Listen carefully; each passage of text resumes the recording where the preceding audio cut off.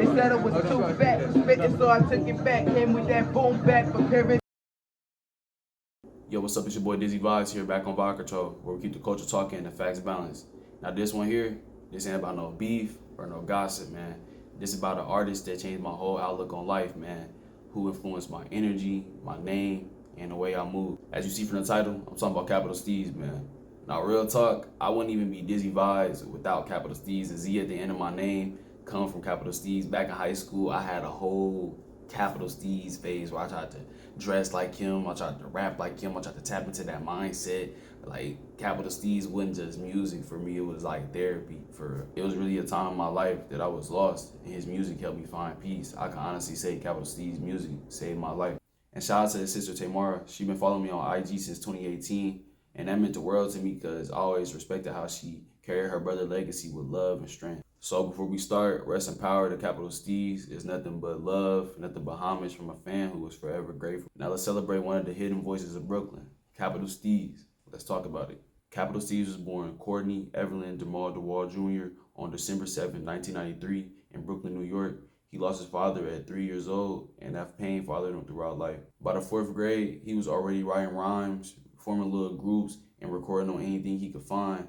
And early on in his life, he was also going by the rap name J STEEZ going up. And the term STEEZ is a blend of style and ease that originated from the 1980s hip-hop culture, but then it had got popularized in the 1990s by groups like Gang Starr. Who would imagine years later, just from spitting them lines, that I would be here picking up dimes by the dozen? And homie, if you think that I'm lying, just ask my cousin. He asked if I could set him aside a couple. Later, he attended Edward R. Murrow High School, a school known for producing creative minds, and that was where everything would come together. In those hallways, that's where STEEZ would meet people that would end up changing New York hip-hop forever. And then that's when we get into talking about Pro Era. Pro Era wasn't just a rap group either. It was a whole movement. And it stood for progressive era, and it came straight from STEEZ's vision. They had wanted to bring back that 90s hip-hop culture energy, man, with the bars, truth, and spiritual awareness, but in a whole new way. Already know who I been, third eye wide, they should've let the flow ride in, shit. Let him begin to blend in with the pen and cut through it like the sun in the wind, shit. And it's crazy because it all started with some Morro High kids that felt like hip-hop could still educate you. And you had prominent members like Joey Bada, CJ Fly, Flowers Pleasant, Kurt Knight, and more. But of course, Capital STEEZ. Capital STEEZ was the thinker and soul of it, never really the face, but always was the foundation of the group. And they spent countless nights freestyling on rooftops, making rough cuts in the bedroom, uploading countless tracks to YouTube. Every post, every freestyle, 47 was there somewhere, a symbol of balance and unity.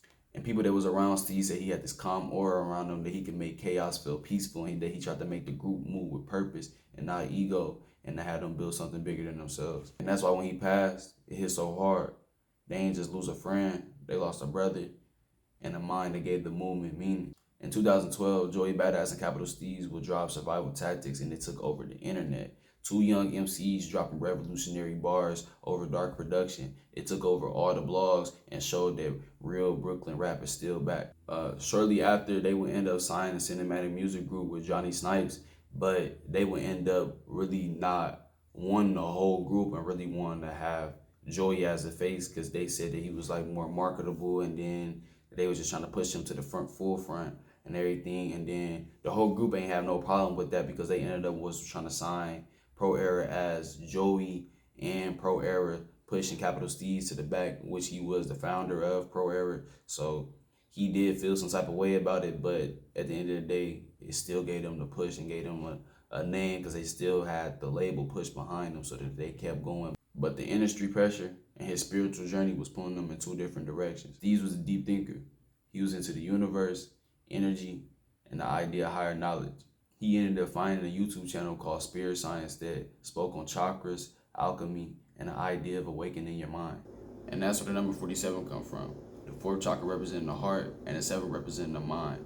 Balance between love and thought. He believed 47 was the key to peace and self-mastery. He put 47 on everything: his clothes, his music, his art, even his project American Corruption, which was dropped on 4/7. Even as he got popular and Pro Era got popular, they started putting 47 everywhere all over town, and even got the news attention, like asking them, was it like the dude with the Nazis, with the swastika and everything, because y'all see how I look and everything. So like he had the whole Brooklyn like what's this sign? What's this sign? But as his beliefs grew, so did the weight on him. He started talking about rebirth, enlightenment, and that he'll come back in the year 2047 to guide humanity. And I feel like it's crazy because by the end of 2012, Pro Era was on tour with Juicy J, and that name was buzzing all over. But behind the scenes, Capital STEEZ still felt overlooked and felt like the label was trying to push Joey as the front man and forget who had started it all. It was said that Capital STEEZ was talking to a whole bunch of close ones and fans, talking about how he was feeling like Joey was getting most of the shine. And then came December 23rd, 2012. At 11:59 p.m., he would end up tweeting the word "the end," and moments later, he would jump off the top of his record label building. Someone would say, holding a Bible. He was only 19 years old at the time. Also, rumors report that moments before he jumped, he would text a whole bunch of his loved ones how much that he loved them. Even the date, 12/23/2012, added up to the number 47. It was like his last message to the world. And then that would go back to some people saying that he thought that he would come back in the year 2047 to guide humanity. After passing, Joey Bada did all he felt like he could do to honor his brother. He made songs about him. He did interviews about him. He got tattoos of him. He wore 47 merch, and he even started an annual STEEZ Day to honor him. But as years have passed, miscommunication and grief have turned into tension. In 2017 on STEEZ Day, Joey Bada would end up saying that King Capital would come out in December, 5 years after Capital STEEZ had passed. Fans were hyped, but when December came, the album didn't. Later on, STEEZ's sisters would end up speaking out how they felt like the family was being left out of decisions. Joey would end up saying it was legal issues and paperwork, while his family would end up saying that it was about respect and transparency, and that the label was trying to turn Capital STEEZ's legacy into a brand while cutting out his bloodline. So, no villains here, just hurt people trying to protect someone they love. It's just a reminder that grief and business don't mix well, even when everyone means well. And through it all, Capital STEEZ's legacy never died.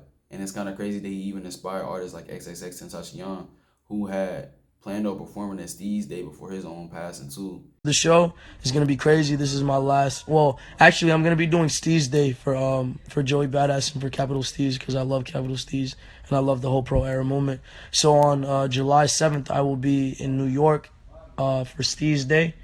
But this is the last show from the tour. So Broward County, meet me at the show tonight. Please come. I love you guys. I love all of you. Thank you. I love all of you. Bye-bye. And he even inspired fans like me, people searching for meaning, and found it in his music. And before I end this video, I'd like to say rest in peace to Capital STEEZ, and make sure you guys like, comment, and subscribe if you want more videos like this. I want to try to do more different videos besides just rap, gossip, and topics. You guys can drop some more videos about some more people you would like me to cover down below. I'd love to go cover some people and go do some research on people that I do not know. It's been your boy Dizzy Vibes here on Vibe Control, where we keep the culture talking and the facts balanced. I'm gone.